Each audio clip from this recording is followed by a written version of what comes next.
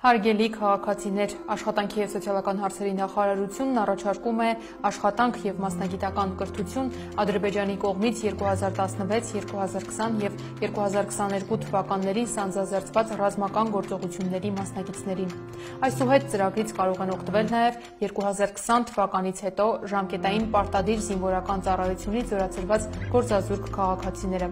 Պետական աջակցության ծրագիրն ունի 3 բաղադրիչ՝ մասնագիտական ուսուցում, բարձրատրվող աշխատանքային պրակտիկա, կայուն զբաղվածության ապահովում։ Շահառուն կարող է օգտվել 3 բաղադրիչներից որևէ մեկից կախված անհրաժեշտությունից։ Ըստ այդմ պետական աջակցության ծրագիրն առաջարկում է մինչև 5 ամիս տևողությամբ մասնագիտական ուսուցում, որի ընթացքում պետության կողմից սահմանված չափերին համապատասխան կտրամադրվի շահառուի ուսման վարձը, կհատկացվի կրթաթոշակ և կփոխհատուցվեն հարկերը։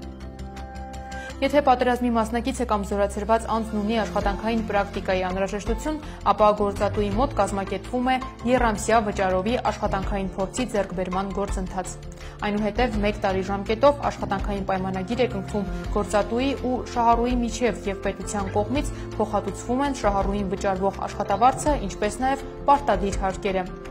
Եթե պատերազմի մասնակիցը կամ զորացրված անձը չունի մասնագիտական ուսուցման և աշխատանքային պրակտիկայի անհրաժեշտություն, ապա գործատուն վերջինիս կարող է անմիջապես ընդունել աշխատանքի, կնքելով աշխատանքային պայմանագիր 1 տարի ժամկետով։ Այս դեպքում գործատուին կտրամադրվի միանվագ 300,000 դրամ։ Ծրագրից օգտվելու համար գործատուն հնարավորություն ունի անձամբ ընտրել, թե շահառուն որ բաղադրիչի անհրաժեշտությունն ունի։